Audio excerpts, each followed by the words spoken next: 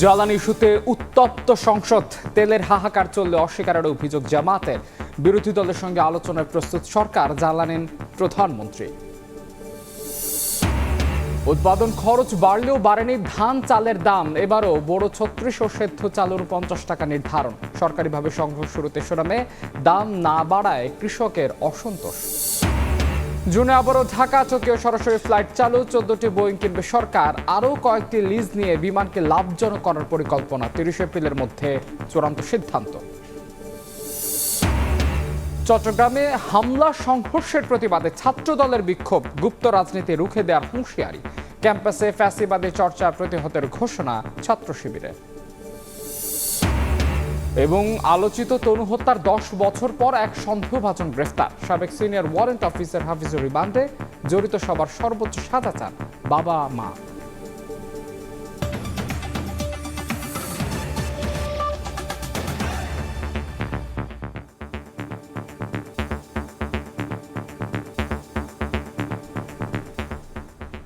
প্রবাসের সময় সঙ্গে আছে আমি মাহাদি ইসলাম ধ্রুব।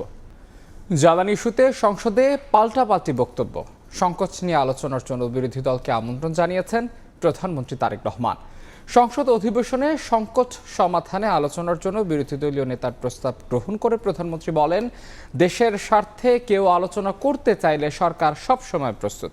জনগণের স্বার্থ রক্ষায় সরকার ও বিরোধী দলের মধ্যে কোনো মত পার্থক্য নেই বলেও জানান প্রধানমন্ত্রী তারেক রহমান।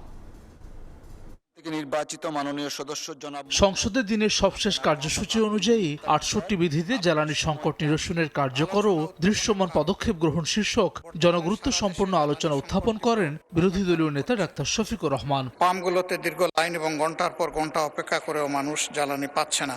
বলেন, সংকট সরকারের তৈরি না হলেও ব্যবস্থাপনা সঠিক না হয় জনভোগান্তি তৈরি হয়েছে। জ্বালানি সংকট নিরসনে সরকারি বিরোধী দলের সমন্বয়ে কমিটি করার আহ্বান জানান বিরোধী দলীয় নেতা। এটা একটা ক্রাইসিস, আমরা আগেই বলেছি যে এটা আমাদের সরকারের তৈরি নয়, কিন্তু ডিমান্ড ম্যানেজমেন্টে বেশ কিছু প্রবলেম হয়েছে। এই জায়গায় যদি আমরা সবাই ওপেন হার্ট নিয়ে বসতে পারতাম, কথা বলতে পারতাম, যদি কমন প্ল্যাটফর্ম থেকে অ্যাড্রেস করতে পারতাম, মানুষ একটা আস্থার জায়গা খুঁজে পেত টোটাল সলিউশনের জন্য। যদি সরকারি দল ফিল করেন যে আমরা একটা কমন কমিটি করব, আমরা সাড়া দেব ইনশাআল্লাহ। এ সময় জ্বালানি সংকটকে আর্টিফিশিয়াল সংকট মন্তব্য করে জ্বালানি মন্ত্রী বলেন, অসাধুরা তেল বিক্রি করার জন্য দীর্ঘ লাইন করছে। আইন শৃঙ্খলা বাহিনীর সব পাম্প এবং ডেপোতে তদারকি অব্যাহত রেখেছে বলে জানান স্বরাষ্ট্রমন্ত্রী। এটা একটা আর্টিফিশিয়াল সংকট। যারা অসৎ উদ্দেশ্য নিয়ে লাইন করেছে, যারা আসলেই নিডি, তাদের ভিড়ে তারা তেল পাচ্ছে না।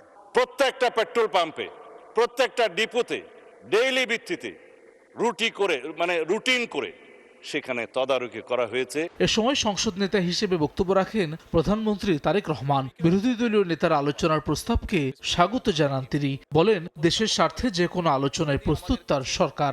দেশ এবং দেশের মানুষের স্বার্থের ব্যাপারে কেউ কোনো প্রস্তাবনা দেন, আলোচনা করতে চান, পরামর্শ দেন, সুপারিশ দেন, বাংলাদেশ জাতীয়তাবাদী দল সকল সময় প্রস্তুত সেই বিষয়ে আলোচনা করার।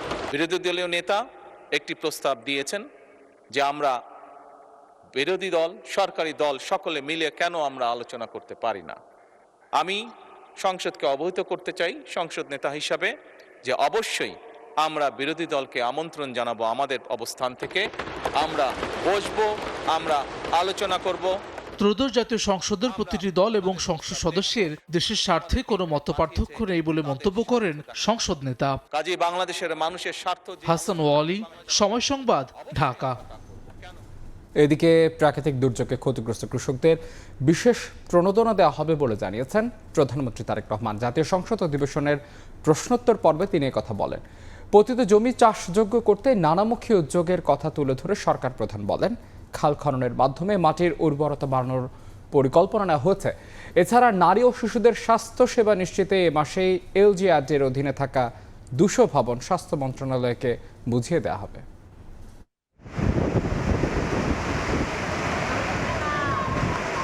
ঘূর্ণিঝড় আয়লা সিডর, বন্যা, কালবৈশাখী সহ সব প্রাকৃতিক দুর্যোগে মূল আঘাত আসে কৃষিতে। নিঃস্ব হন কৃষক, ক্ষতি হয় উৎপাদনে।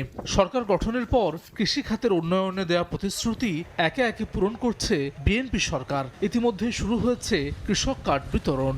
মাননীয় সদস্যবৃন্দ, বুধবার বিকেলে সংসদ অধিবেশনের শুরুতে প্রশ্নোত্তর পর্বে কৃষি উৎপাদন বাড়াতে কৃষক কার্ড বিতরণ শুরু হচ্ছে জানিয়ে প্রধানমন্ত্রী বলেন, পর্যায়ক্রমে 10টি সেবার এই কার্ড পাবেন 2,75,00,000 কৃষক। দেশের খাদ্য নিরাপত্তা, প্রাকৃতিক দুর্যোগে ক্ষতিগ্রস্ত কৃষককে প্রণোদনা, যন্ত্রপাতিতে ভর্তুকি সহ জলবায়ু পরিবর্তনের প্রভাব মোকাবেলায় দেশব্যাপী ক্লাইমেট স্মার্ট কৃষি বাস্তবায়নের পরিকল্পনার কথা তুলে ধরেন প্রধানমন্ত্রী। প্রাকৃতিক দুর্যোগে ক্ষতিগ্রস্ত কৃষকদের পুনর্বাসনের জন্য বিশেষ সহায়তা কার্যক্রম গ্রহণ করা হচ্ছে। কৃষক কার্ডের মাধ্যমে কৃষকদের বীজ, সার, কৃষিযন্ত্র ক্রয় সহ বিভিন্ন খাতে ভর্তুকি প্রদান করা হবে ইনশাআল্লাহ। জলবায়ু পরিবর্তনের প্রভাব মোকাবেলায় ক্লাইমেট স্মার্ট কৃষি বাস্তবায়ন করার পরিকল্পনা রয়েছে বর্তমান সরকারের। পররাষ্ট্র নীতিতে সমতা, ন্যায্যতা ও পারস্পরিক সম্মান রক্ষার কথা জানান প্রধানমন্ত্রী। সবার আগে বাংলাদেশ পররাষ্ট্রনীতির এই মূল দর্শনকে বিবেচনায় নিয়ে প্রতিটি ক্ষেত্রে বাংলাদেশের স্বাধীনতা, সার্বভৌমত্ব, জাতীয় স্বার্থ, জাতীয় নিরাপত্তা এবং জনগণের কল্যাণে সর্বাগ্রে প্রাধান্য দেওয়ার লক্ষ্যে কার্যক্রম শুরু হয়েছে। এর ভিতর স্বাস্থ্য সেবা বাড়াতে এলজিআরডি মন্ত্রণালয়ের অধীনে থাকা 200 ভবন স্বাস্থ্য মন্ত্রণালয়কে হস্তান্তর করা হবে বলে জানান প্রধানমন্ত্রী। হামে শিশু মৃত্যুতে দুঃখ প্রকাশ করে প্রধানমন্ত্রী জানান, দ্রুত সময়ের মধ্যে 2 কোটি শিশুকে দেওয়া হবে হামের ভ্যাকসিন। এলজিআরডি মন্ত্রণালয়ের অধীনে কোনোটি 5 তলা, কোনোটি 8 তলা, এরকম প্রায় 200টি বিল্ডিং আছে। আমরা বর্তমান সরকার কিছুদিন আগে একটি উদ্যোগ গ্রহণ করেছে, এগুলি আমরা স্বাস্থ্য মন্ত্রণালয়ের কাছে হ্যান্ডওভার করার ব্যবস্থা নিয়েছি। দুঃখজনক, আমরা অনেকগুলো শিশুর প্রাণ ধরে গিয়েছে, আমাদের মাঝে থেকে চলে গিয়েছে, বাট সামনে আমরা চেষ্টা করছি যাতে আমরা এই পুরো সিচুয়েশনটাকে ম্যানেজ করতে পারি। ইউনিসেফ আমাদেরকে হামের যে ভ্যাকসিনেশন সেটি খুব দ্রুততার সাথে পাঠিয়েছে, যার ফলে আমরা ওষুধগুলো পেয়েছি। প্রায় 2 কোটি শিশুকে এই হামের ভ্যাকসিনেশন আমরা দিব। এদিকে জাতীয় সংসদে টেবিলে উত্থাপিত সম্পর্ক প্রশ্নের জবাবে প্রধানমন্ত্রী জানান, ফ্যাসিস্ট আমলে অর্থ পাচার ও দুর্নীতির অনুসন্ধান করে একটি পূর্ণাঙ্গ শ্বেতপত্র প্রকাশ করা হবে। বিষয়টিকে ওয়েলকাম করেছে। হাসান ওয়ালি, সময় সংবাদ, ঢাকা। দেখছি আমাদের চোখে। জ্বালানি সংকটে অন্য দেশে চলে যাচ্ছে তৈরি পোশাকের ক্রয় দেশ, এমন দাবি করে নবায়নযোগ্য জ্বালানি সরঞ্জাম আমদানি ও উৎপাদন পর্যায়ে কর ছাড় চেয়েছেন ব্যবসায়ীরা। এনবিআরের ট্রাক বাজেট আলোচনায় ব্যবসার খরচ বাড়ায় করমুক্ত আয়সীমা বাড়ানো সহ কর্পোরেট কর হার কমানোর দাবি জানান তারা। জুলাইয়ে প্রবৃদ্ধির পর অর্থবছরের টানা 8 মাসে নেতিবাচক ধারায় দেশের রপ্তানি আয়। এর মধ্যে রপ্তানি বেশি কমে গেছে মার্চে। ধাক্কা লেগেছে তৈরি পোশাক, চামড়া, প্রক্রিয়াজাত কৃষিপণ্য সহ শীর্ষ 5 খাতেই।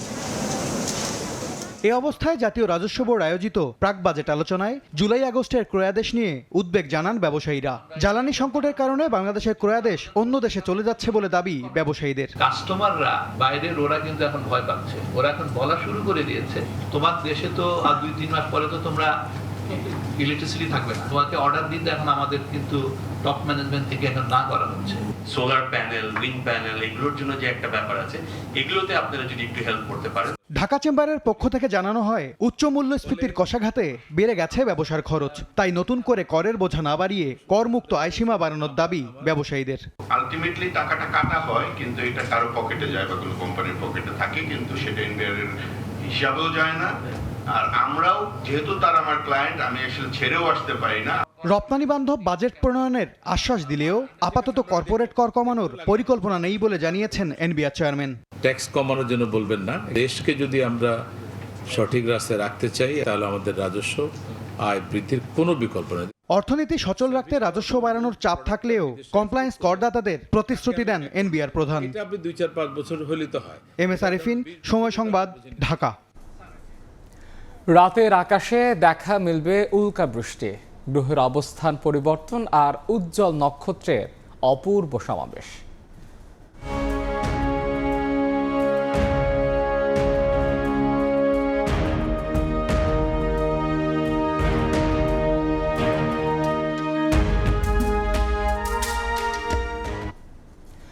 আকাশপ্রেমীদের জন্য এক রোমাঞ্চকর মহাজাগতিক সপ্তাহ নিয়ে প্রতিবেদন থাকছে সংবাদের শেষাংশে। আবারও ৩৬ টাকা কেজিতে বোরো ধান কিনবে সরকার। সিদ্ধ চাল ৪৯, আতপ ৪৮ টাকা। ধান সংগ্রহ শুরু হচ্ছে ৩রা মে। আর ১৫ মে থেকে শুরু হবে চাল সংগ্রহ। উৎপাদন খরচ বাড়ার পরও দাম না বাড়ানোয় অসন্তুষ্ট কৃষক। মাঠে মাঠে সোনালী ধান, বিস্তীর্ণ জমিতে দোল খাচ্ছে পাকা আধা পাকা ধানের শীষ। হাওর সহ বিভিন্ন স্থানে মাঠ থেকে ফসল তোলা শুরু করেছেন কৃষক। চলতি বোরো মৌসুমে 18.5 লাখ টন খাদ্যশস্য কেনার লক্ষ্যমাত্রা নিয়েছে সরকার। বুধবার সচিবালয়ে খাদ্য পরিকল্পনা ও পরিধারণ কমিটির বৈঠক শেষে ব্রিফিংয়ে স্বরাষ্ট্রমন্ত্রী জানান, এবারও ধান, চাল ও গমের দাম অপরিবর্তিত। কেজি প্রতি 36 টাকা দরে 5 লাখ মেট্রিক টন ধান, 49 টাকা দরে 12 লাখ মেট্রিক টন সিদ্ধ চাল, 48 টাকা দরে 1 লাখ মেট্রিক টন আতপ চাল ও 36 টাকা কেজি দরে 50,000 মেট্রিক টন গম কিনবে সরকার। বোরো ধান কেজি প্রতি 36 টাকা নির্ধারণ করেছে। সিদ্ধ চালের ক্ষেত্রে 49 টাকা, আতপ চালের 48 টাকা কেজি প্রতি। গমের ক্রয় মূল্য নির্ধারণ করেছে 36 টাকা। যে আবহাওয়া রিপোর্ট সেই অনুসারে এখনো পর্যন্ত দুর্যোগের কোনো সম্ভাবনা ইনশাআল্লাহ নেই। সেই হিসাবে আমরা আমাদের লক্ষ্যমাত্রার চাইতেও বেশি উৎপাদন হবে বলে আশা করছি। সেই হিসাবে আমাদের ঘাটতি নেই। মন্ত্রী আরও জানান, ৩রা মে থেকে ধান আর 15 মে থেকে চাল সংগ্রহ শুরু হবে, চলবে 31 আগস্ট পর্যন্ত। এছাড়া যুক্তরাষ্ট্র থেকে G2G পদ্ধতিতে গম ক্রয় প্রক্রিয়াধীন। মে মাসের 3 তারিখ থেকে ক্রয় শুরু হবে এবং 31 আগস্ট পর্যন্ত চলবে। USA থেকে গমের আমদানির জন্য আমাদের একটা মেমো অফ আন্ডারস্ট্যান্ডিং হয়েছে, প্রায় 7 লক্ষ মেট্রিক টনের মতো G2G। সেটা যদি আমরা টার্গেট ফুলফিল করতে পারি, এর বাইরে যেটুকুন সেটা আমরা ওপেন টেন্ডার ম্যাটারেও যেতে পারি। তবে সরকার নির্ধারিত দাম নিয়ে খুশি নন কৃষকরা। বলছেন, বেশি দামে ডিজেল সহ চাষাবাদের উপকরণ কেনার পরও দাম না বাড়ানো হতাশাজনক। সারের দাম বেশি, তেলের দাম বেশি, আমাদের কামলার দাম বেশি, এটা কেমন করে আমাদের পোষাবে? এখন ন্যায্য দামটা না পায় আমরা কৃষক সবাই ক্ষতিগ্রস্ত হয়ে পড়ে আছি। এটা আমাদের লাভ কি হবে? আমরা কি বাঁচবো? দ্রুত দাম বাড়িয়ে নির্ধারণের দাবি জানান ধান চাষিরা। প্রসূন আশিস, সময় সংবাদ, ঢাকা। জুনে ঢাকা টোকিও রুটে পুনরায় ফ্লাইট চালুর সিদ্ধান্ত নিয়েছে সরকার। এছাড়াও বিমানকে আরও লাভজনক করতে 14টি উড়োজাহাজ ক্রয়ের পাশাপাশি কয়েকটি লিজ নেয়ার বিষয়ে 30 এপ্রিলের মধ্যে সিদ্ধান্ত হবে। এদিকে জুলাই থেকে বিনামূল্যে স্কুল ড্রেস ও পাটের তৈরি ব্যাগ বিতরণ শুরু হবে। প্রাথমিকভাবে প্রথম শ্রেণীর 1 লাখ শিক্ষার্থীর কাছে পৌঁছে দেওয়া হবে পণ্য। বন্ধুপ্রতিম রাষ্ট্র জাপানের টোকিওতে 1979 সালে এবং নারিতায় 1981 সালে চালু হয় উড়োজাহাজ চলাচল। তবে আকাশপথের এই রুট দুটি বন্ধ আর চালু হওয়ার দোলাচলে গেল 46 বছর ধরেই। 2023 সালের সেপ্টেম্বরে ঢাকা নারিতা ফ্লাইট চালু হলেও গেল বছরের জুলাইয়ে তা বাতিল করা হয়।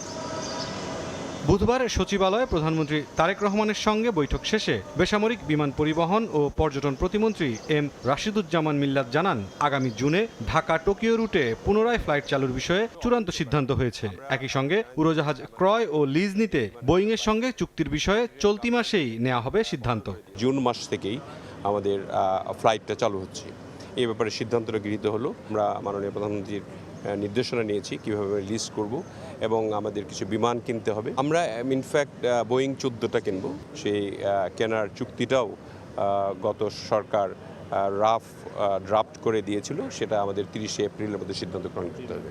এদিন সকালে সচিবালয়ে শিক্ষার্থীদের স্কুল ড্রেস ও ব্যাগ দেওয়ার বিষয়ে সরকার প্রধানের সঙ্গে বৈঠক হয় স্থানীয় সরকার, প্রাথমিক ও গণশিক্ষা এবং পাট ও বস্ত্র মন্ত্রণালয়ের। প্রধানমন্ত্রীর উপদেষ্টা মাহাদি আমিন জানান, আগামী অর্থবছরের শুরুতেই পাটের তৈরি ব্যাগ ও স্কুল ড্রেস পাবে শিক্ষার্থীরা। জুলাই মাস থেকে দেশীয় পণ্য আমাদের কোমলমতি শিক্ষার্থীদের কাছে পৌঁছে দেওয়ার লক্ষ্যে দেশব্যাপী পর্যায়ক্রমে পাটজাত ব্যাগ এবং স্কুল ড্রেস পৌঁছে দিব। ইনশাআল্লাহ জুলাই শুরু থেকে প্রাথমিকভাবে 2টি করে উপজেলা প্রতি মাসে এবং প্রতিটি প্রাথমিক বিদ্যালয়ের ক্লাস 1 থেকে শুরু হবে। এর আগে সচিবালয়ের মন্ত্রিপরিষদ বিভাগের বিশেষ সভাকক্ষে প্রধানমন্ত্রী তারেক রহমানের সঙ্গে সাক্ষাৎ করেন বাংলাদেশ স্কাউটের কার্যনির্বাহী কমিটির সদস্যরা। মুরসালিন হক জুনায়েদ, সময় সংবাদ, ঢাকা। হালকা প্রকৌশল খাতের জন্য পৃথক অর্থনৈতিক অঞ্চল গড়ে তোলার পরিকল্পনার কথা জানিয়েছেন অর্থমন্ত্রী। রাজধানীতে জাপানি বিনিয়োগ বৃদ্ধি বিষয়ক এক অনুষ্ঠানে বিমান প্রতিমন্ত্রী জানান, আগামী জুনে শুরু হচ্ছে ঢাকা টোকিও সরাসরি বিমান চলাচল। বাংলাদেশের গাড়ির বাজারে বিনিয়োগ বাড়াতে চায় জাপান। এরই অংশ হিসেবে র্যাঙ্কন অটো ইন্ডাস্ট্রিজ লিমিটেডের সঙ্গে কৌশলগত অংশীদার হয়েছে জাপানের বহুজাতিক প্রতিষ্ঠান মিতসুবিশি কর্পোরেশন। এই দুই কোম্পানির যৌথ উদ্যোগে বাংলাদেশে বিনিয়োগ বৃদ্ধি উপলক্ষে বুধবার সন্ধ্যায় রাজধানীর এক হোটেলে চুক্তিসই অনুষ্ঠানের আয়োজন করা হয়, যেখানে অংশ নিয়ে বেসামরিক বিমান পরিবহন ও পর্যটন প্রতিমন্ত্রী জানান, জাপান বাংলাদেশ দ্বিপাক্ষিক বাণিজ্য বিনিয়োগ সম্প্রসারণকে সহজ করতে আগামী জুন থেকে ঢাকা টোকিওর সরাসরি বিমান চলাচলের উদ্যোগ নিয়েছে সরকার। We are starting our flight to Tokyo from next month, June, which was stopped before. It will improve connectivity, increase trade and business, and we will have the strong bonds, people-to-people connections between Bangladesh and Japan. এ সময় অর্থমন্ত্রী জানান, বিদেশি বিনিয়োগের সুরক্ষা, ব্যবসা বান্ধব পরিবেশ নিশ্চিত আর শিল্প নির্ভর টেকসই অর্থনৈতিক কাঠামো গড়ে তোলার লক্ষ্যে হালকা প্রকৌশল শিল্পের জন্য দেশে একটি আলাদা অর্থনৈতিক অঞ্চল গড়ে তুলতে কাজ করছে সরকার। Spare parts, light engineering, Bangladesh has been good for so long. So we, as a government, we are planning to have a separate zone for light engineering industries in Bangladesh, for local industries, and also to supply motor vehicles, automobile industries all around the world. অনুষ্ঠানে উপস্থিত ছিলেন বাংলাদেশ নিযুক্ত জাপানের রাষ্ট্রদূত এইচি Saida Shinichi. Antara Sen, সময় সংবাদ, ঢাকা। পঞ্চম দিনে 11টি ফ্লাইটে সৌদি আরব যাবেন 4521 হজ যাত্রী। ভোগান্তি ছাড়াই সব আনুষ্ঠানিকতা সম্পন্ন করতে পারে সন্তোষ প্রকাশ করেছেন তারা। এবার টিকিট ও ভিসা জটিলতা নেই বলে জানান হজ অফিসের পরিচালক। এদিকে হজ ক্যাম্প পরিদর্শন এসে ধর্মমন্ত্রী বলেন, হজ যাত্রা নিয়ে এবার কোনো অভিযোগ নেই যাত্রীদের। কারো চোখে আনন্দ, কারো চোখে বিদায়ের অশ্রু, আবার কারো হৃদয়ে একমাত্র স্বপ্ন আল্লাহর ঘর দেখা। কেউ শেষবারের মতো দোয়া চাইছেন স্বজনের কাছে। জীবনের সবচেয়ে বড় ইবাদতের পথে যাত্রা করতে যাচ্ছেন তারা। আনুষ্ঠানিক সব প্রক্রিয়া শেষে একে একে ইমিগ্রেশন পার হয়ে গন্তব্যের পথে যাত্রা করেন হজ যাত্রীরা। দীর্ঘ প্রতীক্ষার পর জীবনের সবচেয়ে কাঙ্ক্ষিত সফরে রওনা দিতে পেরে অনেকেই কৃতজ্ঞতা ও সন্তোষ প্রকাশ করেন। জীবনে প্রথম হজের উদ্দেশ্যে রওনা দিয়েছি। শুরু থেকে যে কার্যক্রম সবগুলি আল্লাহ তাআলা সবকিছু সহজ করে দিয়েছে। সব সার্ভিসগুলো আলহামদুলিল্লাহ আমাদের ভালো লাগছে। প্রত্যেক মুসলমানের জন্য ইনশাআল্লাহ দোয়া করব। হজ অফিসের পরিচালক জানান, এবার টিকিট ও ভিসা সংক্রান্ত কোনো জটিলতা নেই। নির্ধারিত সময়েই সৌদি আরবে পৌঁছাবেন সব যাত্রী। আগত দর্শনার্থীদের বিষয়টি আমাদের পরিকল্পনার মধ্যে রয়েছে এবং আমরা অত্যন্ত আন্তরিক যে তাদের বিষয়ে আমরা তাদের জন্য একটা ওয়াশরুম সম্বলিত একটা অপেক্ষাগার তৈরি করব। হজ যাত্রাকে আরও সহজ করতে সৌদি আরব থেকে যোগাযোগের জন্য রোমিং সেবা ও অন্যান্য প্রযুক্তিগত সেবা চালু করেছে গ্রামীণফোন। প্রত্যেকটা কোম্পানি রোমিং সুবিধা দিচ্ছে। আরবে গিয়ে ওই নাম্বারে কল করলে এসে যাবে, ওই নাম্বার দিয়ে আমি বাংলাদেশে যোগাযোগ করতে পারবো। এদিকে বুধবার সন্ধ্যায় হজ ক্যাম্প পরিদর্শনে আসেন ধর্মমন্ত্রী মোজাম্মেল হোসেন কাইকোবাদ। হজ যাত্রা নিয়ে কোনো অভিযোগ নেই জানিয়ে মন্ত্রী বলেন, ভোগান্তি ছাড়াই হজ যাত্রায় সর্বোচ্চ সেবা দিচ্ছে সরকার। রহমতে এখনো পর্যন্ত হাজিরা আমার কাছে কোনো অভিযোগ করে নাই এবং হাজিরা বলছে আগের চেয়ে অনেক ভালো অবস্থানে সব কিছু ব্যবস্থা হচ্ছে। আমরা চেষ্টা করছি, তবে আগামী বছর আরও উন্নত মানের হবে ইনশাআল্লাহ। এদিন 3টি এয়ারলাইন্সের মোট 11টি ফ্লাইটে প্রায় 4500 জন সৌদি আরবে যাত্রা করেন। এর মধ্যে বিমান বাংলাদেশ এয়ারলাইন্সের 5টি ফ্লাইটে প্রায় 2100 জন যাত্রী যাত্রা করেন। রায়দুল ইসলাম শুভ, সময় সংবাদ, ঢাকা। চট্টগ্রামে হামলা সংঘর্ষের প্রতিবাদে বিক্ষোভ করেছে ছাত্রদল। গুপ্ত রাজনীতি রুখে দেওয়ার হুঁশিয়ারি দিয়েছে দলটির নেতারা। অন্যদিকে ক্যাম্পাসে ফ্যাসিবাদী চর্চার প্রতিহতের ঘোষণা দিয়েছে ইসলামী ছাত্র শিবির। সংঘর্ষের ঘটনায় ভিডিও ফুটেজ দেখে জড়িতদের শনাক্তের চেষ্টা চলছে বলে জানিয়েছে পুলিশ। সহযোদ্ধাদের উপর হামলার প্রতিবাদে ক্ষোভে ফুঁসছে ছাত্রদল। মঙ্গলবার চট্টগ্রামের সরকারি সিটি কলেজে সংঘর্ষের দায়ীদের বিচারের দাবিতে চট্টগ্রাম নগরী নিউ মার্কেট এলাকায় বিক্ষোভ বের করেন ছাত্রদলের নেতাকর্মীরা। পরে সমাবেশে বক্তব্য রাখেন সংগঠনের কেন্দ্রীয় সাধারণ সম্পাদক নাসির উদ্দিন নাসির। বলেন, ক্যাম্পাসে গুপ্ত রাজনীতির চেষ্টা হলে কঠোরভাবে জবাব দেওয়া হবে। গুপ্ত বলার কারণে চট্টগ্রাম সিটি কলেজে যদি আপনারা একবার হামলা করেন, তাহলে আগামী কয়েক বছর ধরে বাংলাদেশের সমস্ত শিক্ষা প্রতিষ্ঠানে প্রতিটি লেখনীতে আমরা আপনাদেরকে গুপ্ত বলে এর আগে সকালে নগরীর একটি বেসরকারি হাসপাতালে আহত ছাত্র শিবির কর্মীদের খোঁজ নিতে যান ডাকসুর ভিপি সাদিক কায়েম। পুরনো কায়দায় ফেসিবাদ ফিরলে তা প্রতিহতের হুঁশিয়ারি দেন তিনি। আগের ফেসিবাদী কাঠামোর রাজনীতি একটা দল ফিরে নেওয়ার চেষ্টা করছে। যারা ক্যাম্পাসে আধিপত্য বিস্তার করতে চাইবে, ক্যাম্পাসে যারা দখলদারিত্ব করতে চাইবে, তাদের বিরুদ্ধে আমাদের জিরো টলারেন্স নীতি। এদিকে আইন শৃঙ্খলা রক্ষাকারী বাহিনীর অতিরিক্ত সদস্য মোতায়েন রয়েছে সিটি কলেজ ক্যাম্পাসে। বুধবার বন্ধ ছিল ক্লাস পরীক্ষা। সংঘর্ষের ঘটনা তদন্ত সহ ক্যাম্পাসে শিক্ষার পরিবেশ নিশ্চিতে বেশ কিছু সিদ্ধান্ত নিয়েছে একাডেমিক কাউন্সিল। জড়িতদের ধরতে অভিযান চলছে বলে জানিয়েছেন সিএমপি কমিশনার। এখনো কেউ গ্রেপ্তার হয়নি, এখনো আমাদের অভিযান চলছে, আমরা চেষ্টা করে যাচ্ছি। মঙ্গলবার দেয়ালে গুপ্ত লেখা নিয়ে ছাত্রদল ছাত্র শিবিরের মধ্যে দফায় দফায় সংঘর্ষে আহত হন উভয় পক্ষের অন্তত 10 জন। ফেরদৌস লিপি, সময় সংবাদ, চট্টগ্রাম। ঢাকা বিশ্ববিদ্যালয়ে ছাত্রদলের দেয়াল লিখন কর্মসূচিকে ঘিরে ছাত্রদল ও হল সংসদের মধ্যে উত্তেজনা তৈরি হয়েছে। বুধবার সন্ধ্যায় বিজয় একাত্তর হলে ছাত্রদলের দেয়াল লিখনের কর্মসূচি শেষ হওয়ার পর ফটো সেশনের সময় হল সংসদ ও ছাত্রদলের মধ্যে কথা কাটাকাটি হয়। পরে তাৎক্ষণিক বিক্ষোভ মিছিল বের করে বিজয় একাত্তর হলের ছাত্রদলের নেতারা। কিছুটা থমথমে পরিস্থিতি তৈরি হয় ঢাকা বিশ্ববিদ্যালয়ের হল প্রাঙ্গণে।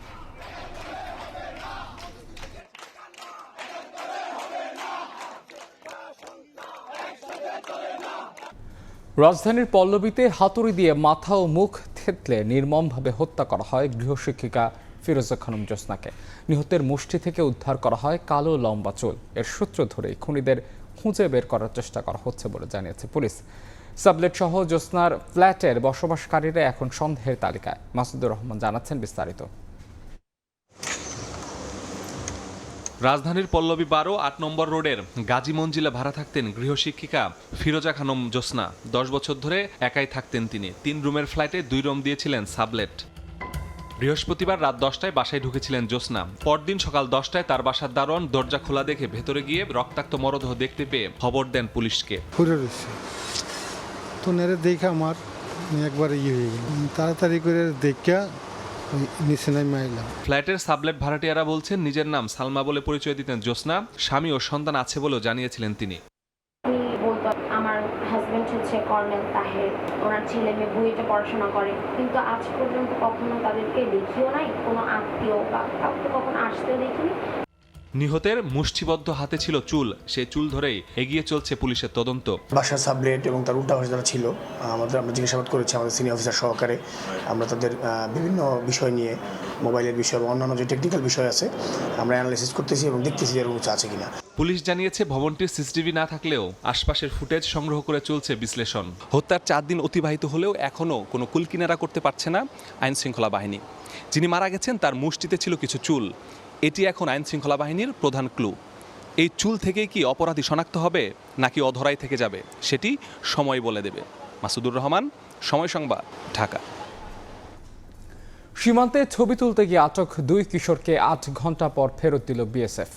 অসাবধানবশত পঞ্চগড় সদরের পাটশিরি সীমান্ত অতিক্রম করলে তাদের ধরে নিয়ে যায় বিএসএফ। পরে পতাকা বৈঠকের মাধ্যমে তাদের ফেরত দেওয়া হয়।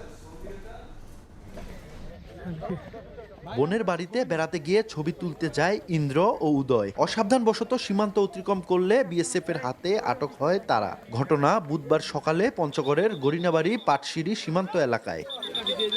ভারতের প্রায় 150 গজ ভেতরে প্রবেশ করায় তাদের ভারতের মরিচা ক্যাম্পে নিয়ে যায় বিএসএফ সদস্যরা। ভিডিও করতে করতে আমরা ফাঁক দেখছে নাকি, ওই ফাঁকের মধ্যে রাস্তার মধ্যে উঠে গেছে। টিকটক করার জন্য ছবি করতেছে, আর ওই দিক থেকে বিএসএফ ওই রোড থেকে আসতেছে। তখন আমি ওকে বললাম যে বাবু আমি খুব চিৎকার করতেছি, বাবা আসো আসো, বাবা তোমাদেরকে মারে ফেলবে, আসো চলে আসো চলে আসো। ওরা ভুল করে ঢুকে পড়ছে, ওখানে ঢুকে পড়ার পর ওইভাবে নির্মমভাবে মারপিট করা হয়েছে। আমাদের তো মানে যে ভারত থেকে যারা বাংলাদেশ পার করে আমরা তো তাদেরকে খুব যত্ন করে সহকারে রাখি আমরা। ঘটনার পরেই বিএসএফ এর সঙ্গে যোগাযোগ শুরু করে বিজিবি। পরে 2 দেশের সীমান্তরক্ষী বাহিনীর মধ্যে আলোচনা হয়। বুধবার সন্ধ্যায় পঞ্চগড়ের মিরগড় সীমান্ত এলাকায় কোম্পানি কমান্ডার পর্যায়ে পতাকা বৈঠকের মাধ্যমে যাচাই বাছাই শেষে ওই 2 কিশোরকে ছেড়ে দেয় বিএসএফ। আমাদের বিজিবি বাংলাদেশের যে কোম্পানি কমান্ডার মিরগড় এবং সিও সাহেবের সহযোগিতা, সিও সাহেব অত্যন্ত ভালো আন্তরিকতা দেখায়, ওনাদের সঙ্গে যোগাযোগ করে এই মুহূর্তে ফেরত দিয়ে দিল আর কি, সুস্থ শরীরে এবং ভালোভাবে ফেরত দিয়েছে। ইন্দ্র ও উদয় আটোয়ারী উপজেলা রসিয়া দ্বিমুখী উচ্চ বিদ্যালয়ের ৬ষ্ঠ ও নবম শ্রেণীর শিক্ষার্থী। সোহাগ হায়দার, সময় সংবাদ, পঞ্চগড়। সরকারের দেয়া বিনামূল্যের খাবার খেয়ে চাঁপাইনবাবগঞ্জের ২০ শিক্ষার্থী অসুস্থ হয়েছে বলে অভিযোগ উঠেছে। পেট ব্যথা, বমি ও চোখ মুখ জ্বালা পোড়া দেখা দেয় শিক্ষার্থীদের। কয়েকজন শিক্ষার্থীদের দেয়া হয়েছে প্রাথমিক চিকিৎসা। এই ঘটনার উদ্বেগ জানান শিক্ষক ও অভিভাবকরা। ঘটনার সুষ্ঠু তদন্ত করে ব্যবস্থার আশ্বাস দিয়েছে কর্তৃপক্ষ। বুধবার স্কুলে দেয়া বিনামূল্যের খাবার খেয়ে অসুস্থ হয়ে পড়ে ২০ শিক্ষার্থী। চাঁপাইনবাবগঞ্জের শঙ্করবাটি সরকারি প্রাথমিক বিদ্যালয়ের ফিডিং কর্মসূচির দুর্গন্ধযুক্ত পাউরুটি খেয়ে পেট ব্যথা ও বমি শুরু হয় ক্ষুদে শিক্ষার্থীদের। এ সময় বিভিন্ন শ্রেণীর শিক্ষার্থীকে প্রাথমিক চিকিৎসা দেওয়া হয়। অভিযোগ উঠেছে বিনামূল্যের খাবার নিম্নমানের ও দুর্গন্ধযুক্ত, তাই খাবারগুলো ফেলে দেওয়া হয়। কয়েকদিন ধরে একটু শক্ত আসছিল, আজকে প্রচন্ড পরিমাণে হাতে ধরতে গুঁড়া হয়ে যাচ্ছিল। খাওয়ার পর থেকে অনেক পেটে ব্যথা, থামতে পারছিলাম না, গন্ধ লাগছে এবং হাতে দেওয়ার সাথে সাথে ভেঙে যাচ্ছে। পাউরুটি খেয়ে পেট ব্যথা করছিল। অভিভাবকদের অভিযোগ, পরিকল্পিতভাবে বাসি রুটি সরবরাহ করা হচ্ছে শিক্ষার্থীদের। তদন্ত করে ব্যবস্থা নেওয়ার দাবি জানান শিক্ষক ও অভিভাবকরা। অবশ্যই তাদের আইনের আওতাতে নিয়ে আসা হোক। কেন দিবে? সরকার তো দিচ্ছে ভালো জিনিস, আমরা কেন পাবো নিম্ন জিনিস? কেন পাবো আমরা? খারাপ আছে, নিম্নমানের খাবার আসলে এবার সঠিক তদন্ত হওয়া উচিত এবং প্রয়োজন ব্যবস্থা করার জন্য আমি দাবি রাখছি। যারা খাবার সরবরাহকারী সব দিচ্ছে তাদেরকে বলতে যাচ্ছি একের পর এক যে খাবারটার মানটা নিম্নমানের হচ্ছে, একটু তোমরা ব্যবস্থা করো। তো বলছে আমরাকে যেভাবে উপর মহল থেকে দিচ্ছে সেটাই আমরা দিচ্ছি, আমাদের করার কিছু নাই। প্রথমে একটা বাচ্চা যখন নিয়ে আসলো আমাকে দিল, আমি খেয়ে দেখলাম তো আমারই গলা কেমন করতে লেগেছে, টক এবং বাসি খাবারের যে একটা এ নিয়ে একাধিকবার যোগাযোগের চেষ্টা করা হলেও খাবার সরবরাহকারী প্রতিষ্ঠান গ্রাম উন্নয়ন কর্মর কোনো সদস্যের বক্তব্য পাওয়া যায়নি। তবে এ ঘটনার তদন্ত কাজ শুরু হয়েছে জানিয়ে জড়িতদের বিরুদ্ধে ব্যবস্থা নেওয়ার আশ্বাস জেলা প্রাথমিক শিক্ষা অফিসের। যারা এই ধরনের নিম্নমানের খাবার দিয়েছে, যদি এটা প্রমাণিত হয় তাহলে তাদের বিরুদ্ধে যথাযথ ব্যবস্থা গ্রহণ করার জন্য ঊর্ধ্বতন কর্তৃপক্ষকে অবগত করা হবে এবং প্রতিবেদন রিপোর্টটি পাঠিয়ে দেওয়া হবে। সদর উপজেলার ২১৩টি শিক্ষা প্রতিষ্ঠানে গ্রাম উন্নয়ন কর্ম ৪১,১৩৮ শিক্ষার্থীর জন্য দৈনিক স্কুল ফিডিংয়ের খাবার সরবরাহ করে। সময় সংবাদ, চাঁপাইনবাবগঞ্জ। চলমান উত্তেজনার মধ্যে ইরানের উপর নতুন করে নিষেধাজ্ঞা দিল যুক্তরাষ্ট্র। অস্ত্র তৈরির সরঞ্জাম সংগ্রহে সহায়তা করার অভিযোগে ১৪ ব্যক্তি ও প্রতিষ্ঠানের উপর এই নিষেধাজ্ঞা আরোপ করা হয়। এর আগে যুদ্ধবিরতির মেয়াদ বাড়ানোর ঘোষণা দেন ডোনাল্ড ট্রাম্প। এদিকে হরমুজে অবরোধ তুলে নিলে আবার আলোচনায় বসতে রাজি আছে তেহরান। প্রণালীতে ২টি জাহাজ জব্দের দাবি করেছে আইআরজিসি।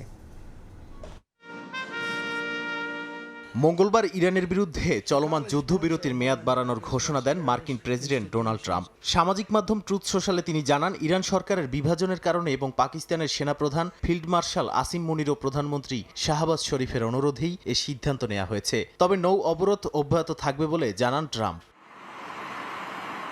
দুই দেশের যুদ্ধ থামানোর দ্বিতীয় দফা বৈঠকের আগে ইরানের ওপর নতুন করে নিষেধাজ্ঞা আরোপ করেছে যুক্তরাষ্ট্র। ইরানের অস্ত্র তৈরির সরঞ্জাম সংগ্রহে সহায়তা করার অভিযোগে মোট ১৪ ব্যক্তি ও প্রতিষ্ঠানের ওপর এ নিষেধাজ্ঞা দেওয়া হয়েছে। যুক্তরাষ্ট্রের অর্থ বিভাগ এ শাস্তিমূলক ব্যবস্থার ঘোষণা দেয়। এর মধ্যে ইরানের পররাষ্ট্রমন্ত্রী আব্বাস আরাকচি অভিযোগ করেছেন, যুক্তরাষ্ট্রের নৌ অবরোধ সরাসরি যুদ্ধ ঘোষণার শামিল এবং যুদ্ধবিরতির লঙ্ঘন। তিনি জোর দিয়ে বলেন, ইরান চাপের মধ্যে কোনোভাবেই আলোচনায় বসবে না এবং তারা নিজেদের স্বার্থ রক্ষায় প্রস্তুত।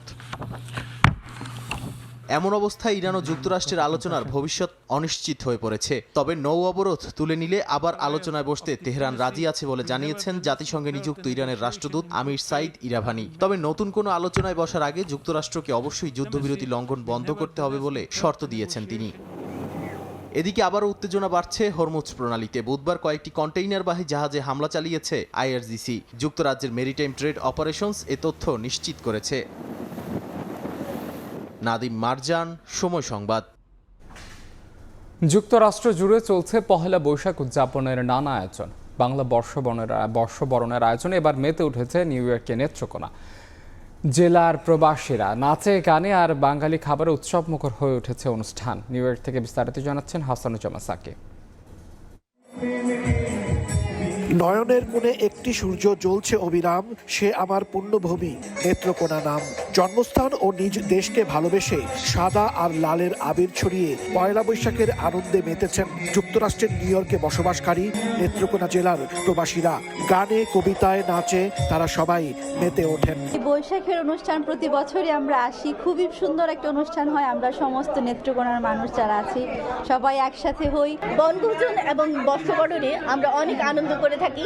প্রত্যেক নেত্রকোনা জেলাবাসী আমরা একত্রিত হয়ে থাকি। নেত্রকোনাবাসীর সবচেয়ে বড় গুণ হচ্ছে তাদের এত আন্তরিকতা এবং এত ভালোবাসা। সেই জন্য আমরা সবসময় চলে আসি, প্রতি বছরই আসি এবং খুব এনজয় করি। অনুষ্ঠানে নতুন প্রজন্মের পরিবেশনা মুগ্ধ করেছে দর্শকদের। আয়োজকরা জানান, বিপুল সংখ্যক মানুষের অংশগ্রহণে সুন্দর ও সুশৃঙ্খল একটি অনুষ্ঠান তারা করতে পেরেছেন। আসলে আমাদের এটা আনন্দের মেলা। আমরা খুবই আপ্লুত এবং গর্বিত আজকে নেত্রকোনার সবাইকে একসাথে পেয়েছি। নেত্রকোনার প্রাণের সবাই আসছেন, নেত্রকোনাবাসী সবাই আসছেন। এত সুন্দর অনুষ্ঠান আমরাও চিন্তা করিনি। যারা আসছেন সবাইকে ধন্যবাদ। নতুন বছর সবার জন্য সুখ, শান্তি, সমৃদ্ধি, কল্যাণ বয়ে আনুক। আগামী 16 আগস্ট ব্যাকপেজ স্টেট পার্কে বনভোজনের আয়োজন করছে নেত্রকোনা জেলা সমিতি। জানান আয়োজকরা, বাংলার ঐতিহ্য, কৃষ্টি ও সংস্কৃতির নানা আয়োজন ছাড়াও অনুষ্ঠানে ইলিশ, পিঠাপুলি সহ বাঙালির রসনা বিলাস ছিল বাড়তি আকর্ষণ। হাসানুজ্জামান সাকি, সময় সংবাদ, নিউ ইয়র্ক। যুক্তরাষ্ট্রের ফ্লোরিডায় নিখোঁজ 2 বাংলাদেশি পিএইচডি শিক্ষার্থী। কয়েকদিন ধরে কোনো খোঁজ না মেলায় উদ্বেগে পরিবার ও প্রবাসী কমিউনিটি। তদন্তে নেমেছে বিশ্ববিদ্যালয় পুলিশ ও স্থানীয় আইনশৃঙ্খলা রক্ষাকারী বাহিনী। ফ্লোরিডায় ট্যাম্পা ইউনিভার্সিটি অফ সাউথ ফ্লোরিডায় 2 বাংলাদেশি ডক্টরাল শিক্ষার্থী জামিল লিমন ও নাহিদা সুলতান বৃষ্টি গত বৃহস্পতিবার থেকে নিখোঁজ রয়েছেন। বিশ্ববিদ্যালয় পুলিশ বিভাগ জানায়, লিমনকে সবশেষ সকাল 9টার দিকে তার বাসস্থানে আর বৃষ্টিকে সকাল 10টার দিকে ক্যাম্পাসের একটি ভবনের কাছে দেখা যায়। শুক্রবার বিকেলে এক বন্ধু তাদের সঙ্গে যোগাযোগ করতে ব্যর্থ হয়ে পুলিশকে জানাতে শুরু হয় অনুসন্ধান। বিষয়টি তদন্তে যুক্ত হয়েছে হিলসবোরো কাউন্টি শেরিফের কার্যালয়। 2 শিক্ষার্থীকে এরই মধ্যে অঙ্গরাজ্য ও জাতীয় নিখোঁজ তালিকা অন্তর্ভুক্ত করা হয়েছে। এই ঘটনায় প্রবাসী বাংলাদেশিদের মধ্যে উদ্বেগ বাড়লেও এখনও কোনো তথ্য নিশ্চিত করতে পারেনি পুলিশ। দক্ষিণ আফ্রিকার জোহেন্সবার্গে দুর্বৃত্তের গুলিতে নিহত হয়েছেন আবু নাসের শামীম নামের আরও এক প্রবাসী বাংলাদেশি। নিহত শামীম নোয়াখালীর কোম্পানিগঞ্জের বাসিন্দা এবং দক্ষিণ আফ্রিকায় পরিচিত ব্যবসায়ী ছিলেন। পুলিশ জানায়, মঙ্গলবার সন্ধ্যায় বাজার করে নিজ ব্যবসা প্রতিষ্ঠানে ঢোকার সময় হামলাকারীরা তাকে লক্ষ্য করে গুলি চালায়। ঘটনাস্থল পরিদর্শন করে দক্ষিণ আফ্রিকার বাংলাদেশের রাষ্ট্রদূত শাহ আহমেদ শফি দোষীদের দ্রুত বিচারের আওতায় আনার আশ্বাস দিয়েছেন। সম্প্রতি জোহেন্সবার্গে 3 বাংলাদেশি নিহতের ঘটনায় কমিউনিটিতে নেমে এসেছে উদ্বেগ।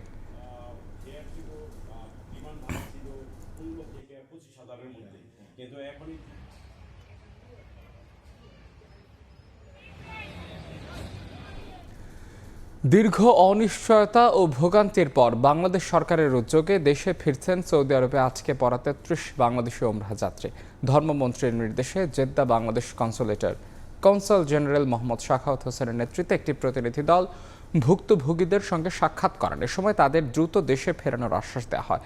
প্রতিনিধি দলে আরও উপস্থিত ছিলেন কমার্শিয়াল কাউন্সিলর সৈয়দা নাহিদা হাবিব বা বাংলাদেশ হজ মিশন মক্কার কাউন্সিলর হজ মোহাম্মদ কামরুল ইসলাম এবং কনসুলার SAM সাহেব। প্রতারণা এড়াতে বৈধ ও সরকার অনুমোদিত এজেন্সির মাধ্যমে ভ্রমণের আহ্বান জানিয়েছেন সংশ্লিষ্টরা।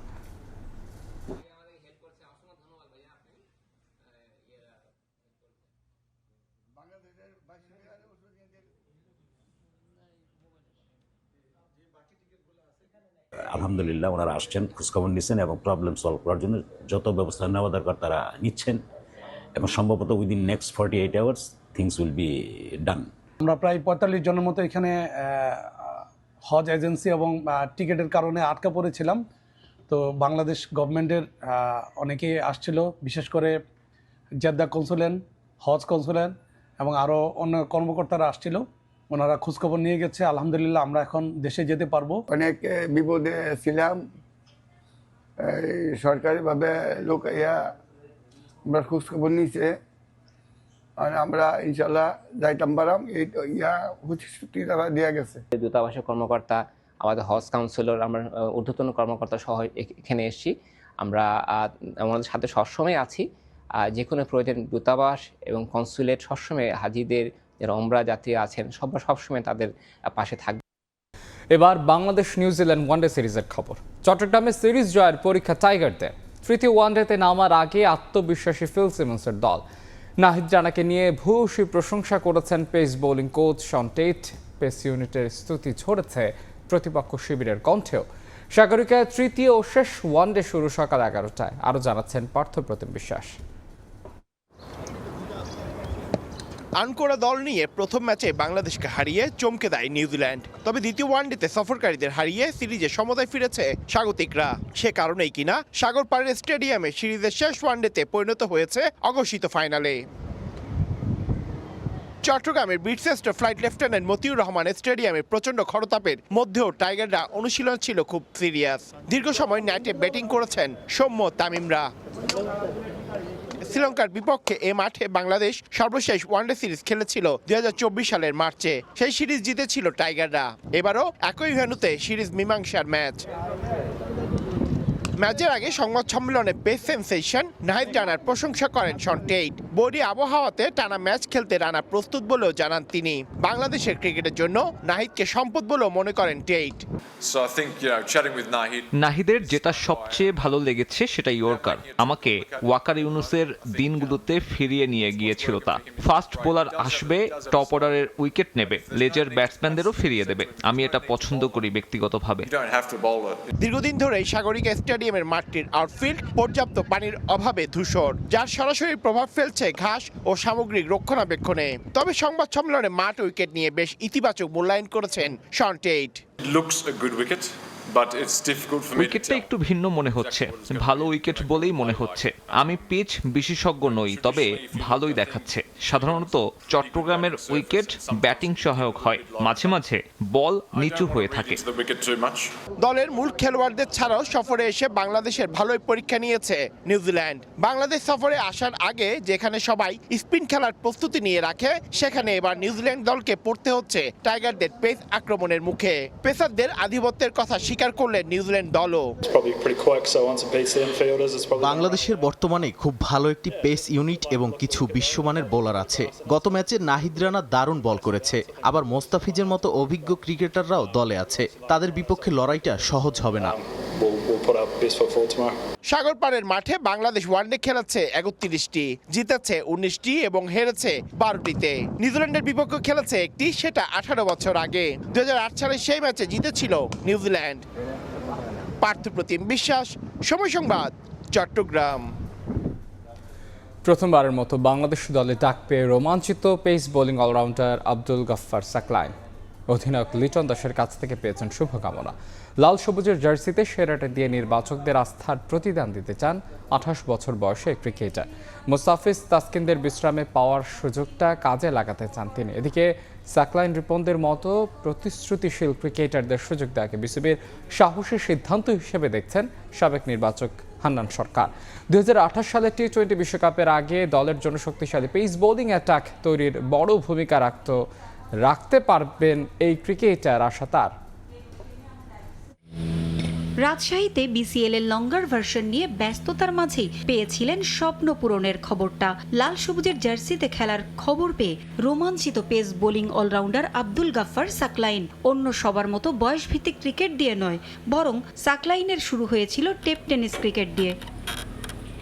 সবশেষ বিপিএলে রাজশাহী ওয়ারিয়র্সের হয়ে দুর্দান্ত পারফরমেন্সের পুরস্কার পেলেন নিউজিল্যান্ডের বিপক্ষে প্রথম 2 টি-20 দলে সুযোগ পেয়ে। বাংলাদেশ দলে ডাক পাওয়ার পর অধিনায়ক লিটন দাস ফোন করে শুভেচ্ছা জানিয়েছেন সাকলাইনকে। এ অনুভূতি তার কাছে বিশেষ।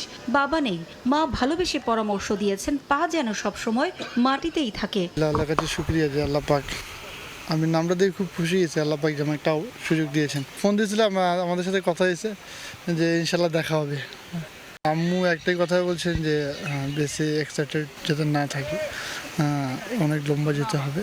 সুযোগ যেতে এসেছে, কাজে লাগানোর চেষ্টা করব, বাকিটা আল্লাহ পাকের ইচ্ছা।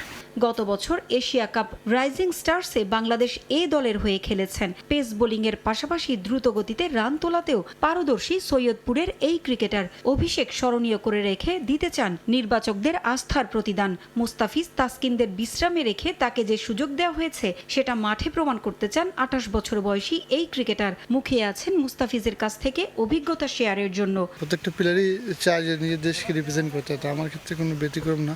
যেহেতু সুযোগ পেয়েছি তো চেষ্টা করবো ইনশাল্লাহ আমি আমার বেস্ট দেওয়ার। যেহেতু বড়বারে নেই তো চেষ্টা করবো ওনাদের জায়গাটা ফুলফিল আপ করার, বাকিটা আল্লাহ পাকের ইচ্ছা। প্রিয় শিষ্যের জাতীয় দলের সুযোগ পায় গর্বিত নর্থ জোনের কোচ হান্নান সরকার। টি-20 দলে মুস্তাফিজ তাসকিনদের বিশ্রামে রেখে সাকলাইন রিপনদের মতো নতুনদের বিসিবির সাহসী সিদ্ধান্ত হিসেবে দেখছেন তিনি। তার বোলিং ভেরিয়েশন বা তার বোলিংয়ের যে অ্যাবিলিটি, সেটার সঙ্গে ব্যাটিংয়ের এই যে কিছু পাওয়ার হিটিং অ্যাবিলিটি, সেটা ইনক্লুড হয়েই কিন্তু টিমে ইনক্লুড করা। সো আমার মনে হয় যে ভালো একজন অলরাউন্ডার অপশন হিসেবে সে নিজেকে ডোমেস্টিক ক্রিকেটে প্রমাণ করেছে। এখন আমরা অপেক্ষায় যে আসলে ইন্টারন্যাশনাল কেমন করে সেটা দেখতে হবে। যেই পারফরমেন্সের কারণে আজকে দলে চান্স পেয়েছেন, সেই পারফরমেন্সটার সঙ্গে আমি খুব অতপ্রতভাবে জড়িত ছিলাম, যেহেতু বিপিএল এর পারফরমেন্সটা এখানে কাউন্ট করা হয়েছে। সো অবশ্যই তো ভালো লাগা কাজ করে। 2028 সালে অস্ট্রেলিয়া ও নিউজিল্যান্ডে অনুষ্ঠেয় টি-20 বিশ্বকাপ সামনে রেখে বোর্ডের এমন সিদ্ধান্তকে ইতিবাচক বলে মনে করেন হান্নান সরকার। টি-20 ওয়ার্ল্ড কাপের জন্য আমাদের হাতে 2 বছর প্রায় সময় রয়েছে। সো সেই জায়গা থেকে এখন কিছু জায়গায় হয়তো চিন্তাভাবনা সিলেক্টররা করা শুরু করেছেন ফর লং রানে। এটা একটা রাইট সিদ্ধান্ত আমার জায়গা থেকে যদি আমি বলি, অ্যাজ এ কোচ বলেন, ফরমার সিলেক্টর বলেন, সেই জায়গা থেকে আমার মনে হয় খুব ভালো একটা মুভ। পারভিন আক্তার, সময় সংবাদ। নারী ক্রিকেটারদের সুখবর দিল তামিম ইকবালের অ্যাডহক কমিটি। আন্তর্জাতিক সিরিজে অগ্রাধিকার দেওয়া হবে ক্রিকেটের অভিজ্ঞতাধারীদের। রাজশাহীতে ভেন্যু পরিদর্শন শেষে জানিয়েছেন কমিটির সদস্য সাইদ ইব্রাহিম আহমদ। অগ্রাধিকার ভিত্তিতে ভেন্যুর সংস্কার করার পরিকল্পনা জানিয়েছেন তামিম ইকবালরা। তবে বিপিএল এর ভবিষ্যৎ নির্ধারণের দায়িত্ব তুলে দিলেন নির্বাচিত বোর্ডের কাঁধেই। বিসিবির দায়িত্ব পেয়ে ব্যস্ত সময় পার করছে তামিম ইকবালের অ্যাডহক কমিটি। নীতি নির্ধারণী পর্যায়ে আনা হচ্ছে নানান রদবদল। সাবেক ও বর্তমান ক্রিকেটারদের দেয়া হচ্ছে অগ্রাধিকার। নারী ক্রিকেটারদেরও দেয়া হচ্ছে নানান সুযোগ সুবিধা। বাড়ানো হয়েছে বেতন ভাতা। সাবেক অধিনায়কদের দেয়া হয়েছে ক্যাপ্টেন্স কার্ডের সম্মাননা। এবার আরও এক সুখবর নারী ক্রিকেটারদের জন্য। আন্তর্জাতিক সিরিজগুলোর সিকিউরিটি লিয়াজু অফিসার কিংবা সমন্বয়কের দায়িত্বে অগ্রাধিকার দেয়া হবে ক্রিকেটের অভিজ্ঞতাধারীদের। প্রত্যেকটা আন্তর্জাতিক বা ডোমেস্টিক ম্যাচে আমরা সবসময় কিছু লিয়াজন অফিসার বা সিকিউরিটি লিয়াজন অফিসার নিয়োগ দিয়ে থাকি। সবসময় আমরা এসএলও নিয়োগ দেওয়ার ক্ষেত্রে পুরুষদেরকে দিয়ে থাকতাম, কিন্তু আমরা এখন একটা পাইলট প্রকল্প হিসাবে একটা প্রজেক্ট চালু করেছি বিসিবি সিকিউরিটি বিভাগ থেকে, যে নারী ক্রিকেটাররা বা ক্রিকেটের সাথে যে নারীরা জড়িত ছিল, সেটা হোক আন্তর্জাতিক বা বিভাগীয় বা লিগ হিসাবে, তাদেরকে আমরা এখন পাইলট ফেজে এসএলও হিসাবে নিয়োগ দিচ্ছি। ভেন্যু নিয়ে দীর্ঘদিনের চ্যালেঞ্জগুলো হাতে নিয়েছে অ্যাডহক কমিটি। রাজশাহী, বগুড়ার মতো মাঠগুলো সচল করার উদ্যোগ নেওয়া হয়েছে। জাতীয় ক্রীড়া পরিষদের দ্বারস্থ হয়ে অগ্রাধিকার ভিত্তিতে সংস্কারের কাজ সারতে চায় বিসিবি। কোন কোন মাঠগুলোকে আগে প্রাধান্য দিয়ে আমরা যে উন্নয়নের যে কাজগুলো, সেগুলো যাতে আমরা অন্তত শুরু করে দিয়ে যেতে পারি। তবে বিপিএল নিয়ে আপাতত কোনো পরিকল্পনা নেই বর্তমান অ্যাডহক কমিটির। বরং ফ্রাঞ্চাইজি টুর্নামেন্টের ভাগ্য নির্বাচিত বোর্ডের কাঁধে তুলে দিলেন সাইদ ইব্রাহিম আহমদ। বিপিএল নিয়ে আপাতত আমি কোনো মন্তব্য করতে যাচ্ছি না। আমরা, আপনারা জানেনই, একটা অ্যাডহক বেসিসে এসেছি, তো আমরা দীর্ঘমেয়াদের যে পরিকল্পনাগুলো সেগুলো নিয়ে মন্তব্য না করাটাই ভালো হবে। কিন্তু কিছু উন্নয়নমূলক, কিছু সংস্কারমূলক কাজ আমরা শুরু করে দিয়ে দিতে যাচ্ছি। জুনের প্রথম ভাগে অনুষ্ঠিত হবে বিসিবি নির্বাচন। সাব্বির মিথুন, সময় সংবাদ। অবহেলায় পড়ে থাকা স্টেডিয়ামগুলোতে সংস্কার কাজের জন্য জাতীয় ক্রীড়া পরিষদকে আহ্বান জানিয়েছে ক্রিকেট বোর্ড। বুধবার এনএসসিতে মিটিংয়ে করেছেন বিসিবি কর্মকর্তারা, যেখানে মূল আলোচ্য বিষয় ছিল বগুড়ার শহীদ চান্দু স্টেডিয়ামের সংস্কার কাজ। জুলাই ওই ভেন্যুতে নারী বিপিএল আয়োজনের পরিকল্পনা রয়েছে বিসিবির। তবে আন্তর্জাতিক ক্রিকেটে ফিরতে সময় লাগবে 1 বছরেরও বেশি সময়, জানিয়েছেন বিসিবি অ্যাডহক কমিটির গ্রাউন্ডস কমিটির প্রধান। এদিকে পূর্বাচল স্টেডিয়ামের মাটি চুরি ইস্যুতে আগামী বোর্ড সভায় তদন্ত কমিটি গঠনের বিষয়টি উত্থাপন করা হবে।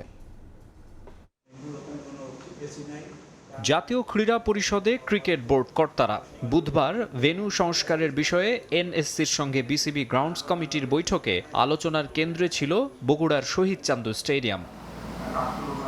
বিএনপি সরকার গঠনের পর সুদিন ফিরতে শুরু করেছে শহীদ চান্দু স্টেডিয়ামের। রাজনৈতিক কারণে চরম অবহেলিত থাকা ভেন্যুটি এরই মধ্যে পরিদর্শন করেছেন যুব ও ক্রীড়া প্রতিমন্ত্রী আমিনুল হক ও বিসিবি কর্তারা। সবশেষ 2 দশক আগে আন্তর্জাতিক ম্যাচের স্বাদ পাওয়া স্টেডিয়ামকে স্বরূপে ফেরানোর উদ্যোগ নিয়েছেন নীতি নির্ধারকরা। আনফরচুনেটলি 2007 সালের পরে এখন পর্যন্ত এই ভেন্যুতে কোনো আন্তর্জাতিক ম্যাচ হয়নি। লাইটগুলি খুলে অন্যত্র সরিয়ে নেওয়া হয়েছে। সেখানে ড্রেসিং রুম, মিডিয়া সেন্টার থেকে শুরু করে মাঠের অবস্থা অত্যন্ত করুণ এবং গ্রাউন্ডস ইকুইপমেন্ট অনেক কম এখানে এবং অনেক অকেজ অবস্থায় পড়ে আছে। এই মাঠটিকে কিভাবে আবার আন্তর্জাতিক ভেন্যুতে রূপান্তরিত করা যায় সেটা নিয়ে কাজ করছি। বিসিবি এবং এনএসসি যৌথভাবে একসাথে কাজ করলে এগুলি অনেক সহজ হয়ে যাবে। 2025 সালের অক্টোবরে বাংলাদেশ ও আফগানিস্তান অনূর্ধ্ব 19 দলের ম্যাচ দিয়ে প্রায় 16 বছর পর বয়সভিত্তিক আন্তর্জাতিক খেলা ফেরে বগুড়ায়। এছাড়া জাতীয় লিগেরও বেশ কিছু ম্যাচ হয়েছে সেখানে। বছর দেড়েকের মধ্যে সিনিয়র পর্যায়ের ইন্টারন্যাশনাল ক্রিকেট ফেরানোর ব্যাপারেও আশাবাদী বিসিবি। তবে তার আগে রয়েছে ঘরোয়া ম্যাচ আয়োজনের চ্যালেঞ্জ। আগামী জুলাই মাসে উইমেন বিপিএল হবে, সেটাকে কেন্দ্র করে আমরা ফার্স্ট ফেজে কিছু কাজ করার সিদ্ধান্ত নিয়েছি। যে কাজগুলি করলে এই খেলাগুলি স্মুথলি চালানো যাবে এবং পরবর্তীতে সেকেন্ড ফেজে আমাদের আন্তর্জাতিক মাঠের জন্য যে সমস্ত রিকোয়ারমেন্টগুলি আছে সেগুলি আমরা করব। এখানে ইলেকট্রনিক স্কোরবোর্ড, তারপরে drainage international standard drainage system, তারপরে আপনার মিডিয়া সেন্টারকে আরও সংস্কার করে ড্রেসিং রুমগুলো উন্নত মানের করে এবং গ্যালারিতে শেড, যাতে প্রচণ্ড রোদেও আমাদের সাধারণ দর্শকরা খেলা দেখতে কোনো অসুবিধা নয়, সেক্ষেত্রে স্টেডিয়ামের শেডের ব্যবস্থা করা হচ্ছে। এদিকে পূর্বাচল স্টেডিয়ামের আলোচিত মাটি চুরি ইস্যুতে শিগগিরই গঠন করা হবে তদন্ত কমিটি। এটার একটি সুষ্ঠু তদন্ত করার জন্য আগামী বোর্ড মিটিংয়ে আমি এটা তুলব, যাতে একটি তদন্ত কমিটি গঠন করে সত্যটা উদ্ঘাটিত হয়। ফতুল্লা, খুলনা ও রাজশাহীর মতো স্টেডিয়ামগুলোর সংস্কার কাজে এগিয়ে নিতেও এনএসসিকে অনুরোধ করেছে বিসিবি। মাকসুম আলম খান, সময় সংবাদ, ঢাকা। চামারি আতাপাত্তর অলরাউন্ডিং নৈপুণ্যে সিরিজে ফিরল শ্রীলঙ্কা। দ্বিতীয় ওয়ানডেতে বাংলাদেশ নারী দলকে 4 উইকেটে হারিয়েছে লঙ্কান নারীরা। রাজশাহীতে টস জিতে আগে ব্যাটিংয়ের সিদ্ধান্ত নেয় বাংলাদেশ। তবে ব্যাটারদের ব্যর্থতায় বড় পুঁজি গড়তে পারেনি স্বাগতিকরা। দলের হয়ে সর্বোচ্চ 58 রান করা অধিনায়ক জ্যোতি খেলেছেন 101 বল। এছাড়া 25 করেছেন শারমিন সুলতান ও নাহিদ আক্তার 20। তাতে 45 ওভার 5 বলে 165 রানে গুটিয়ে যায় বাংলাদেশ। চামারি একাই নেন 3 উইকেট। ব্যাটিংয়ে অবদান রাখেন লঙ্কান অধিনায়ক, করেছেন 39 বলে 40। এছাড়া হর্ষিতা সামার বিক্রমার 50-তে সহজ জয় তুলে নেয় শ্রীলঙ্কা। শনিবার তৃতীয় ও শেষ ওয়ানডেতে সিরিজের ভাগ্য নির্ধারণ হবে।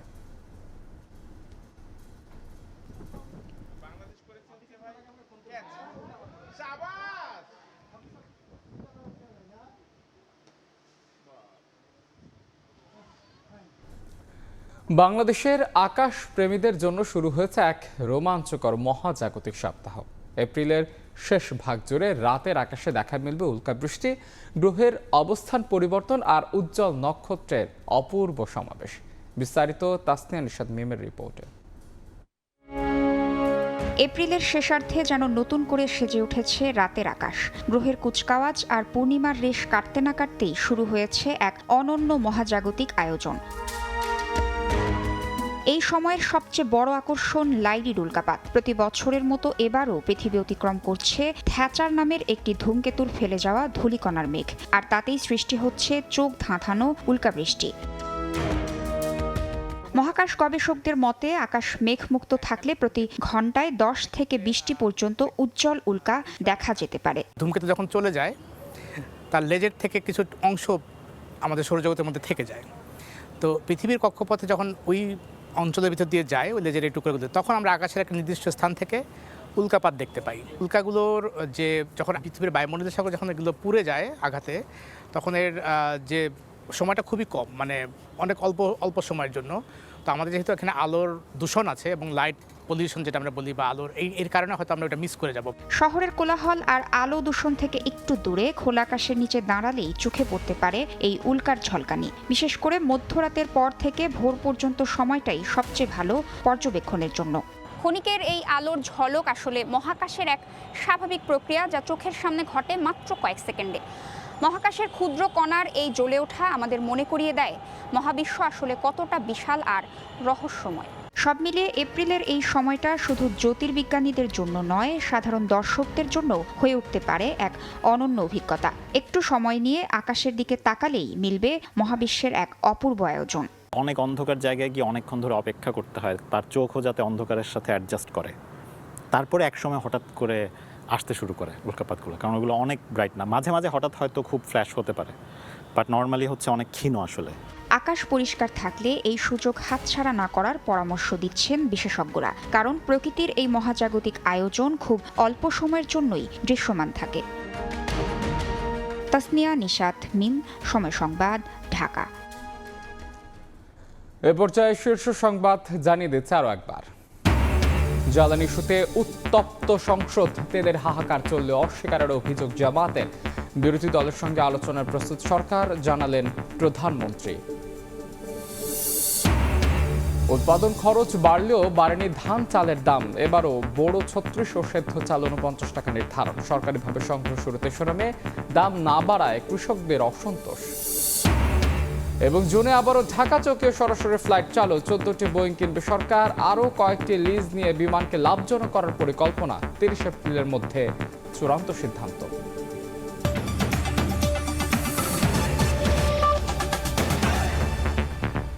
এই ছিল প্রবাসের সময়ের এখনকার আয়োজনে। সঙ্গেই থাকুন সময়।